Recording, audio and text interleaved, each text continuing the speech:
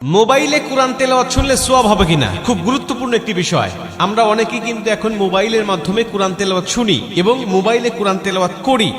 মোবাইলে কোরআন তেলাওয়াত যদি আপনি না পড়তে পারেন বা কুরআনুল কারীম যদি আপনি না পড়তে পারেন, তাহলে কুরআনুল কারীম শুনবেন বা কোরআন পড়তেও পারেন, আবার মোবাইলেও মাধ্যমে শুনবেন, তাহলে আপনার সওয়াব হবে কিনা খুব গুরুত্বপূর্ণ একটা বিষয়। আজকে অধিকাংশ ইয়াং যারা, তারা বেশিরভাগ কুরআনুল কারীমের তেলাওয়াত তারা মোবাইলের মাধ্যমে শোনে। এটা খুবই ভালো বিষয় যে আজকে যুবকেরা গান বাজনা ছেড়ে দিয়ে বিভিন্ন নাটক সিনেমা এগুলো বাদ দিয়ে তারা কুরআনুল কারীমের তেলাওয়াত শুনছে। রাত্রিবেলায় কোরআন তেলাওয়াত শুনতে শুনতে অনেকেই ঘুমিয়ে যাচ্ছে। আর কোরআন তেলাওয়াত শুনলে আপনার সওয়াব হবে কিনা এ ব্যাপারে আল্লাহ পাক স্বয়ং নিজে কুরআনুল কারীমের মধ্যে উত্তর দিয়েছেন। আল্লাহ বলছেন, ওয়াইদা কুরিয়াল কুরআনু ফাসতামিউ লাহু ওয়া আনসিতু লাআল্লাকুম তুরহামুন। আল্লাহ পাক বলছে, যখন কুরআনুল কারীমের তেলাওয়াত হয় তখন তোমরা চুপ থাকো, তোমরা কথা বলো না।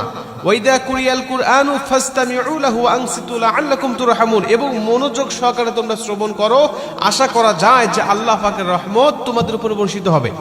আল্লাহর কোরআন আপনি শুনবেন মোবাইলের মাধ্যমে হোক আর কারো কণ্ঠে হোক আর সামনাসামনি হোক, আপনি যখনই কুরআনুল কারীমের তেলাওয়াত শুনতেছেন তখনই আল্লাহ আপনার উপরে রহমতের বাড়ি ধারা বর্ষণ করছেন। অতএব মোবাইলের মাধ্যমে আপনি কোরআন তেলাওয়াত শুনতে পারবেন, এটা হলো প্রথম নম্বর কথা। দ্বিতীয় নম্বর কথা, আপনি যদি কুরআনুল কারীমের তেলাওয়াত শুনতে শুনতে ঘুমিয়ে যান বা কুরআনুল কারীমের তেলাওয়াত শুনতে শুনতে আপনি যানবাহন করছেন, চলাচল করছেন, বা কুরআনুল কারীমের তেলাওয়াত আপনি বসে বসে শুনতেছেন, এমন অবস্থায় যদি আপনার মৃত্যু হয়ে যায়, নবীজি বলছেন, আল মাউতু আলা আমালিন সালেহ, যে ব্যক্তি ভালো কাজ করারত অবস্থায় দুনিয়া থেকে বিদায় নিয়ে চলে যায়, আল্লাহ পাক তাকে জান্নাতি মরণ দেয়, জান্নাতি মৃত্যু দেয়। আমাদের মৃত্যু কখন হবে, আমাদের মরণ কখন চলে আসবে আমরা কেউ জানি না। আল্লাহ যদি আমাদের ভালো কাজ করারত অবস্থায় মৃত্যু দেয়, অর্থাৎ কুরআনুল কারীমের তেলাওয়াত শোনা অবস্থায় আপনার মৃত্যু হয়ে গেছে, অথবা কুরআনুল কারীমের তেলাওয়াত শুনে আপনি ঘুমিয়ে গিয়েছেন, ওই ঘুমের ঘরে আপনার মৃত্যু হয়ে গেছে, নবীজি সাল্লাল্লাহু আলাইহি ওয়াসাল্লাম বলছেন যে আল্লাহ পাক তাকে জান্নাতি মরণ দিবে। শুধুমাত্র তাকে সওয়াব নয়, বরং মরণটা জান্নাতি হয়ে যাবে। আর কোনো ব্যক্তি যদি জান্নাতি মরণ পেয়ে যায়, তার কবরে, হাসরে, মিজানে, ফুলচিরাতে কোথাও তার কোনো বাধা নাই, কোথাও তার কোনো টেনশন নাই, সরাসরি আল্লাহর 10টি পৃথিবীর সমান একটি করে জান্নাত তার জন্য অপেক্ষমান। মুসলমান ভাইরা আমার, এজন্য আল্লাহ পাকের কুরআনুল কারীমের তেলাওয়াত আপনি করবেন। যদি কুরআনুল কারীমের তেলাওয়াত করার পাশাপাশি কুরআনুল কারীমের তেলাওয়াত আপনি শুনতে চান, তাহলে অবশ্যই আপনি কুরআনুল কারীমের তেলাওয়াত আপনি শুনতে পারবেন। যদি সামনাসামনি কাউকে না পান কুরআন তেলাওয়াত শোনার জন্য, বা সামনাসামনিও আপনি শোনেন, আবার মোবাইলের মাধ্যমে আপনি শুনতে চান, তাহলে আপনি অবশ্যই শুনতে পাবেন, এতে কোনো সন্দেহ নাই, এতে কোনো সমস্যা নাই। বরং যতক্ষণ আপনি কুরআনুল কারীমের তেলাওয়াত শুনতে থাকবেন, ততক্ষণ পর্যন্ত গুনাহ থেকে বেঁচে থাকতে পারবেন।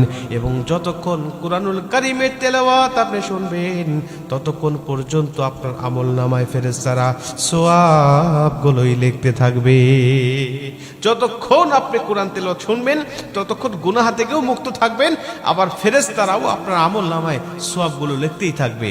শুধুমাত্র তাই নয়, আল্লাহ পাক বলছে তার উপরে রহমতের বাড়ি ধারা বর্ষণ হয়। আল্লাহ পাকের রহমতের বাড়ি ধারা যদি আপনার উপরে বর্ষণ হয়, আপনার কোনো চিন্তা থাকবে না, ডিপ্রেশন থাকবে না, টেনশন থাকবে না। দুনিয়ার জমিনে আপনিই হবেন একমাত্র সুখী মানব, দুনিয়ার জমিনে আপনিই হবেন একমাত্র সবচাইতে সুখী মানব। অতএব কুরআনুল কারীমের তেলাওয়াত যে ব্যক্তি যত বেশি শুনবে, আল্লাহ তার উপরে তত বেশি রহমত নাজিল করবে, তার সওয়াবের পাল্লা তত বেশি ভারী হবে এবং সে পাপ থেকে তত বিরত থাকবে। এজন্য কুরআনুল কারীমের তেলাওয়াত, সেটা মোবাইলে হোক আর কারো সামনাসামনি হোক, যত শুনবেন তত ভালো, যত পড়বেন তত ভালো। আল্লাহ